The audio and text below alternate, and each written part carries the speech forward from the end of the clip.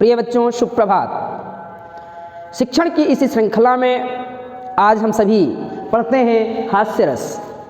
क्या पढ़ते हैं? हास्य रस, जिसका स्थायी भाव क्या होता है? हास्य। किसी विशेष विकृति, आकृति या वेशभूषा तथा चेष्टा को देखकर क्या हो जाए? मन में प्रसन्नता या हंसी का भाव निकले, वो क्या कहलाता है? हास्य कहलाता है। प्रसन्नता का अनुभव हो, वो क्या कहलाता है? हास्य कहलाता है। ठीक। और हास्य विभाव, अनुभाव, संचारी भाव के संयोग से जब वो पुष्ट हो जाता है तो हास्य रस में बदल जाता है, या विभाव, अनुभाव एवं संचारी भाव से पुष्ट होकर हास्य रस कहलाता है। वो क्या कहलाता है? हास्य रस। हास्य का मतलब हंसना। किसी काव्य को पढ़िए, सुनिए, देखिए, और देख करके, पढ़ करके और सुन करके अपने आप को हम ना रोक पाएं, हंसते हंसते लोटपोट हो जाए, कौन सा रस कहलाएगा? हास्य रस। क्या कहलाएगा? हास्य रस। इसका एक उदाहरण है, आप समझिए, सुनिए। विंध्य के वासी उदासी तपोव्रत धारी महाविनु नारी दुखारे, गौतम तीय तरी तुलसी सो कथा सुनी भे मुनि वृंद सुखारे, हुई है शिला सब चंद्रमुखी पर से पद मंजुल कंज तिहारे, किन्हीं भली रघुनायक जु करुणा करी कानन को पग उधारे। प्रिय बच्चों, ये उस समय का प्रसंग है कि जब श्री राम जी वन में पत्नी की खोज में टहल रहे थे, तो विंध्य क्षेत्र में जब पहुँचे तो वहाँ के जितने तपस्वी थे उन्होंने सुना था कि दो कुंवर इस विंध्य क्षेत्र में आए हैं और किसी शिला को यदि वो टच हो जाती है, शिला उनसे छू जाती है, तो वो नारी बन जाती है। क्या बन जाती है? नारी बन जाती है।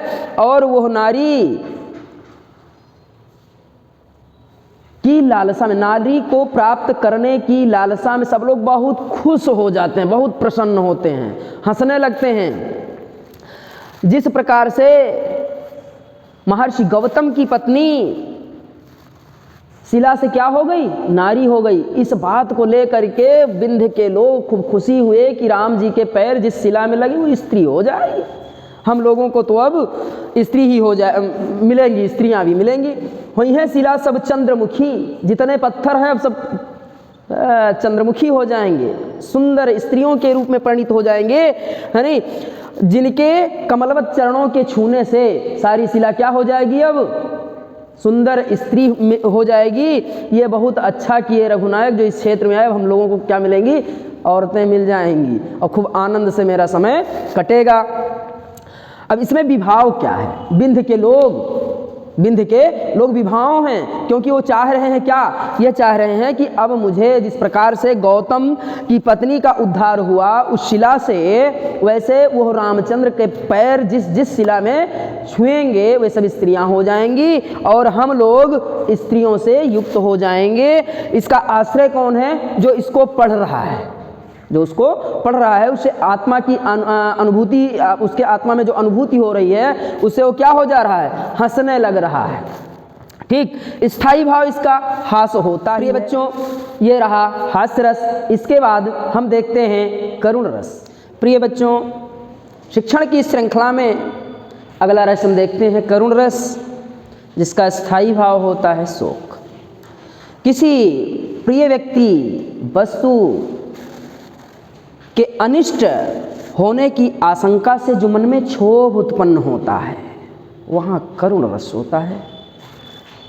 विभाव, अनुभाव, संचारी भाव के संयोग से पूर्ण रूपेण पुष्ट होने से शोक नामक स्थायी भाव से करुण रस की निष्पत्ति होती है, प्रिय बच्चों, करुण रस का स्थायी भाव क्या है? शोक है। इसका उदाहरण देखते हैं। शोक विकल रो वहीं सब रानी, रूप तेज बलशील बखानी। करहीं विलाप अनेक प्रकारा, परहीं भूमि तलवारहीं बारा। जब महाराज दशरथ अपने पुत्र राम को बन जाने के लिए बोल दिए, राम लक्ष्मण सीता के सहित तीनों लोग वन चले गए।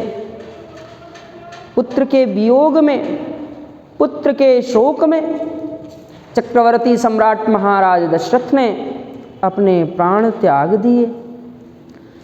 जब प्राण त्याग दिया तो तीनों महारानियां कैकेयी, सुमित्रा और कौशल्या, कौशल्या कैकेयी और सुमित्रा, तीनों महारानियां दशरथ जी के पार्थिव शरीर को लेकर दुखी होकर के रो रही हैं।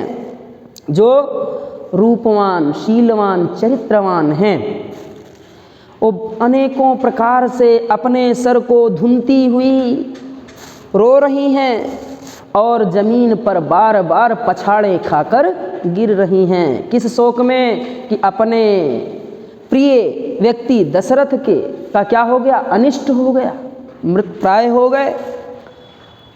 इसलिए महारानियां रो रही हैं और पछाड़े खाकर गिर रही हैं। प्रिय बच्चों, इससे स्पष्ट होता है कि इसका स्थायी भाव शोक है। वहाँ शोक की लहर, दशरथ जी के मृत्यु के बाद शोक की लहर छा गई तो स्थायी भाव क्या हो गया, शोक हो गया। दूसरा अनुभव क्या है, दशरथ की तीनों रानियां ऐसा अनुभव करती हैं कि मुझे तो बड़ा ही कष्ट हो गया। तो अनुभव कौन है, दशरथ की तीनों रानियां कौशल्या, कैकेयी और सुमित्रा। संचारी भाव क्या है, विषाद है, दुख है। कौन सा दुख है, दशरथ जी के मरने का। और विभाव इसमें कौन है, विभाव है महाराज दशरथ का पार्थिव शरीर। इस प्रकार से प्रिय बच्चों, कक्षा 9 तथा कक्षा 10 माध्यमिक शिक्षा परिषद उत्तर प्रदेश द्वारा निर्धारित पाठ्यक्रम में निर्धारित रस जो भी थे, 4 थे, चारों को पढ़ा दिया गया।